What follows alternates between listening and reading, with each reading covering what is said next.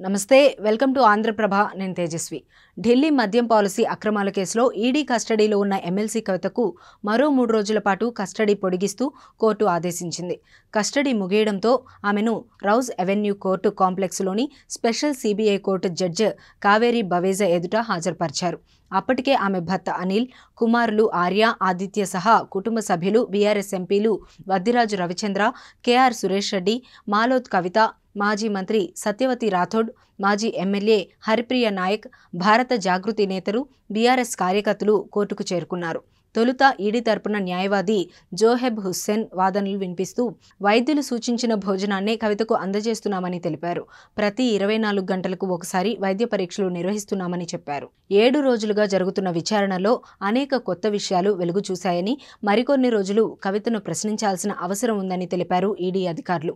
కవిత ఫోన్లో నుంచి సేకరించిన డేటాను పరిశీలించగా అనేక కొత్త విషయాలు బయటపడ్డాయని చెప్పారు. ఫోన్లో నుంచి కొంతమేర డేటాను ఆమె తొలగించారని, ఫోరెన్సిక్ ఎవిడెన్స్తో సరిపోల్చి చూశామని చెప్పారు. కవిత నివాసంలో ఆమె మేనల్లుడు మేకా శరణ్ ఫోన్ స్వాధీనం చేసుకున్నామని, అందులో ఇండో స్పిరిట్స్ సంస్థకు చెందిన లావాదేవీలను గుర్తించామన్నారు. ఈ క్రమంలో మేకా శరణ్ను విచారణకు హాజరు కావాల్సిందిగా నోటీసులు పంపించామని, కానీ ఆయన విచారణకు సహకరించడం లేదు అన్నారు. కవిత మేనల్లుడు సహా కుటుంబ సభ్యుల వ్యాపార లావాదేవీలపై కవితను ప్రశ్నిస్తే తనకేమీ తెలియదన్న సమాధానమే చెబుతున్నారని న్యాయవాది జోహెబ్ హుస్సేన్ తెలిపారు.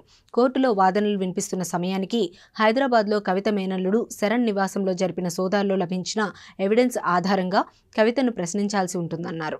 ఢిల్లీ మద్యం పాలసీ అక్రమాల ద్వారా సమకూర్చిన నేరపూరిత సొమ్ముతో కవిత మేనల్లుడి ద్వారా లావాదేవీలు జరిగాయని, ఆ విషయంలో ఇండో స్పిరిట్స్ సంస్థ అధినేత, కేసులో కీలక నిందితుడు సమీర్ మహేంద్రుతో కలిపి కవితను ప్రశ్నిస్తామని ఈడీ న్యాయవాది తెలిపారు. ఈ మేరకు సమీర్ మహేంద్రు విచారణ కోసం కూడా దరఖాస్తు చేసుకున్నట్లు గుర్తు చేశారు. దర్యాప్తులో పురోగతి నేపథ్యంలో మరో 5 రోజుల పాటు కవితను తమ కస్టడీకి అప్పగించాలని కోరారు. కవిత తరపున విక్రమ్ చౌదరి, మోహిత్ రావులతో పాటు మరో న్యాయవాది నితేష్ రాణా హాజరయ్యారు. కవితకు బెయిల్ మంజూరు చేయాలని కోరుతూ పిటిషన్ దాఖలు చేశామని నితేష్ రాణా చెప్పారు. ఈడీ అడిగిన డాక్యుమెంట్లను అందించడానికి కవిత బయట లేరని, ఈడీ కస్టడీలో ఉన్నారని గుర్తు చేశారు. ఈడీ మరో 5 రోజులు కస్టడీ కోరుతున్నందున కస్టడీ ముగించే రోజున బెయిల్ పిటిషన్పై విచారణ చేపట్టాలని స్పెషల్ కోర్టు జడ్జిని కోరారు. ఈడీ కౌంటర్ అఫిడవిట్ దాఖలు చేయడానికి 5 రోజుల సమయం సరిపోతుందని తెలిపారు. చివరిగా కోర్టు హాల్లో కవిత పిల్లలిద్దరూ ఉన్నారని, వారితో మాట్లాడేందుకు అనుమతించాలని కోరారు. విచారణ సందర్భంగా కుటుంబ సభ్యులతో మాట్లాడేందుకు అనుమతించారని న్యాయవాది రాణా గుర్తు చేశారు.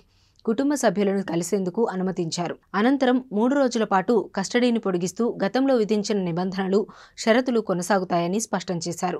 ఈ నెల 26న ఉదయం 11 గంటలకు కవితను కోర్టులో హాజరుపరచాలని ఆదేశించారు. ఎన్నికల సమయంలో వరుసగా జరుగుతున్న నేతల అరెస్టులపై కేంద్ర ఎన్నికల సంఘం జోక్యం చేసుకోవాలన్నారు ఎమ్మెల్సీ కవిత. రాజకీయ కక్ష సాధింపు తప్ప కొత్తగా ఏమీ లేదని ఆరోపించారు. ఎన్నికల సమయంలో ఇన్ని అరెస్టులు చేయడం సరికాదన్నారు. ఈ అరెస్టులపై ఈసీ దృష్టి సారించాలన్నారు.